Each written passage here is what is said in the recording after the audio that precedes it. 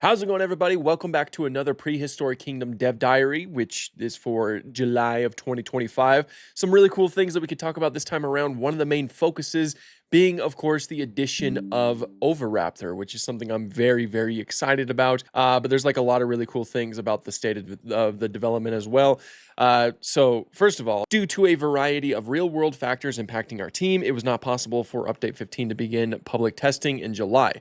Despite this, we will continue to work tirelessly to get the initial PTB release candidate ready for players as soon as possible. This early version will include Gallimimus, paleobotany and paleoflora excavations, animal courtship, breeding and nesting, animal look IKs, animal milestones, new nursery menu, new landscaping menu and landscaping improvements, new research trees, improved world grid, challenge mode rebalance.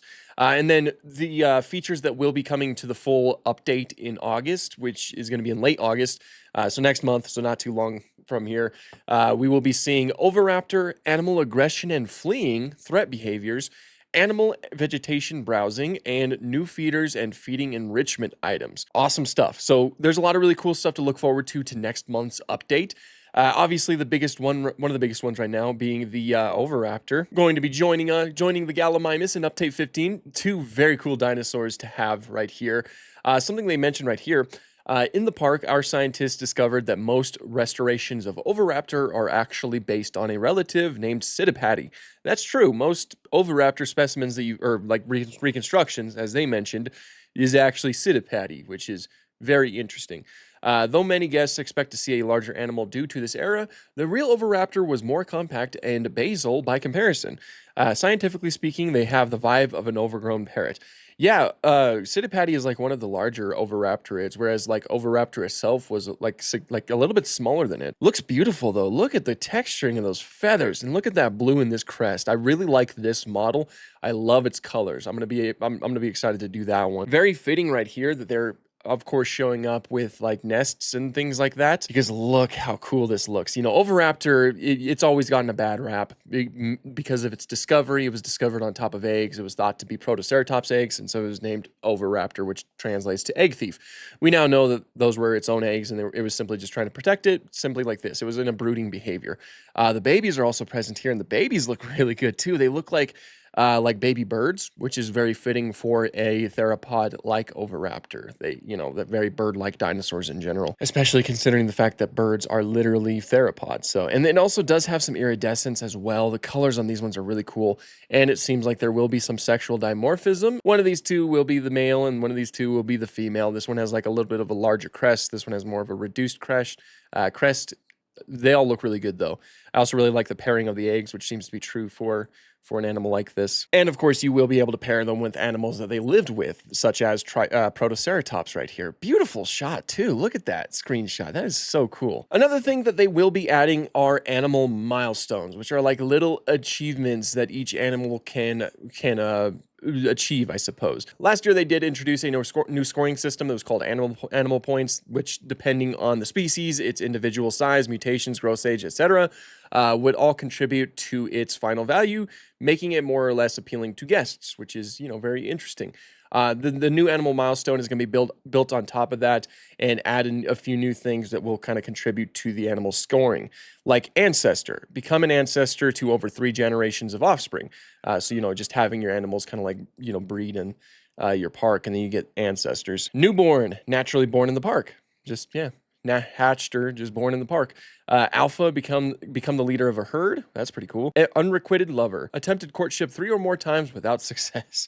That's unfortunate for that animal. Another cool thing is going to be the animal look IK, which is going to be a really cool system, as you can see right here. Or new mechanics, new hardware that kind of like changes the way the animals look around. Like, these animals will be able to focus on different things throughout the environment. Like, say if this fella's walking by like another dinosaur, it'll be able to kind of like focus on the dinosaur for a little bit as it's walking by. These are things that will make the animals feel a little bit more alive. Here's another system right here. And it's like it'll be like a little bit of a challenging thing to pull off because each animal is different, and each animal is going to have like different ways of looking around when they're growing, especially with all of the ontogeny in the game. So like a smaller hadrosaur is going to like look around a lot differently than a full-grown hadrosaur, because like a smaller hadrosaur is going to have to like look up a little bit more. So it's really cool they're implementing things like that, and they're doing it as in depth as they possibly could. They seriously do a lot of things that help make this game feel like alive and like a proper like dinosaur and prehistoric life simulation game, and I'm loving it. So that is something that they are working on, and I'm very excited to see that in the future.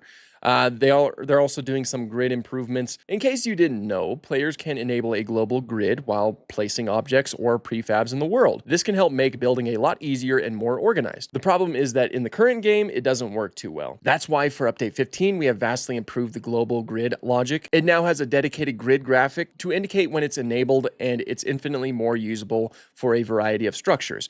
It's pretty satisfying to build a park this way too, which, yeah, that's something that'll certainly help out a lot.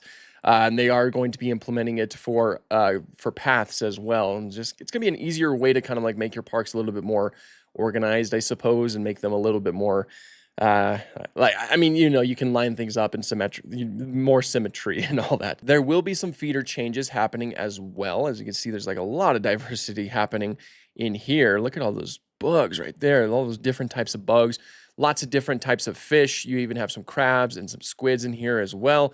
Lots of different types of fruit, a lot of vegetation here, and just some simple hay. They're also giving their standard feeders some new models. You'll see that there's like a lot of different options right here. A lot of them are very zoo-like too, like the type of feeders you would find in a zoo, which is, I believe, something that they have mentioned. Well, actually down here, in addition to the 3 new feeder sizes above, we're also aiming to include a few new feeder types inspired by zoos. One of our ideas is a plastic fish carcass that keepers can fill with chunks of fish, which is a great idea. And look at the size of that fish. Obviously, you would probably make this for your Spinosaurus or for your cave bear, for a few different creatures that would probably eat something like this. That's a great idea, but yeah, it's got like a plasticky shine right here. And then you just fill it up with fish so that the animal can like eat it, and it would just be something that's just lying there. That's a great idea, and I absolutely love it. And would you look at that? It seems all this talk about food have made our Gallimimus hungry. They're able to reach up to the taller feeders right here. Thanks to their height, Gallimimus will have the ability to eat from both short and tall feeders. This is a feature that we look forward to expanding to animals like hadrosaurs in the future. Great idea right there. Again, more things that help these animals feel a lot more alive, especially for such a big ornithomimid like Gallimimus. So there are going to be some changes to like a lot of the terrain tools as well. Different types of brushes, like as you can see down here, that kind of allow you to do different types of terrain while you're making it. You can also use the mouse scroll wheel to change the size of them. We'll see some examples right here. Like this is like I believe that's this brush right here, and you got like a square brush there too for like different terrain types. You can make like perfectly square hills and stuff like that. So like a few more options that help make your terrain a lot like more of what you want it to be. That's an example right there, right here as well with the grass or with the paint tool, I suppose. Yeah, see a perfect square right there. Just the perfect patches of squares, which I think is really cool. And then similarly, we've updated the grass making rules, making it easier to blend multiple grass types together. You'll also find that the 3D grass blades tend to remain visible even at low intensities, solving some of the usability issues we've had when subtly blending grass with sand or dirt. You see an example of that right here.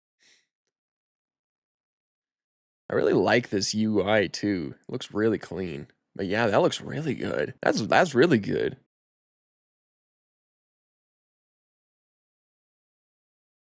Yeah, everything just looks so much better. I like it. Sweet. So yeah, some awesome stuff are coming with that. And for our final trick, we've added a highly requested feature, automatic slope painting. Oh yeah. With this setting enabled, players can automatically paint rocks on steep slopes, making it incredibly easy to create realistic looking mountains, cliffs, or inclines.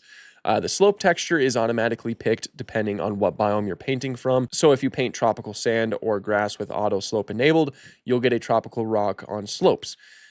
Temperate textures use temperate rock. Desert uses desert rock, etc. That's sick. And it looks really nice too. That's gonna be it's gonna make it a lot easier to make specific backdrops and stuff. Like it make them look nicer. That's pretty cool. That's pretty cool. I can't wait to see what it looks like for like the deserts and everything. That's going to be pretty cool. For terraforming, a similar option is also available called sculpted slope painting. When enabled, terraforming actions will automatically paint grass and rock depending on the map's biome. This can be handy for sketching out ideas or building habitats that don't need unique terrain paint.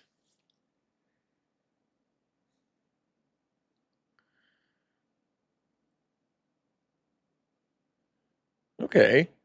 That's pretty cool, honestly, though. Like, you can make a pretty decent looking enclosure with a lot of this right here. Putting all these features into practice, we've been having way more fun designing habitats. We can't wait to see what you do with it. And yeah, already you can make some really good stuff right there with the pachyrhinosaurs over there. But yeah, that makes it all look really good, and all the blending of all the different foliage looks fantastic as well. So we're going to get a lot of like really nice looking enclosures from stuff like that. And of course, some really cool community art right there. But yeah, those are some of the things to look forward to with Prehistoric Kingdom. A lot of this will be coming in update 15. What I'm most excited for right now is, of course, the Oviraptor, and I'm very excited for the Gallimimus as well. Gallimimus is an awesome dinosaur, and I'm so excited for that. But yeah, that's pretty much all I have for this one. Thank you guys so much for watching, and have an awesome day.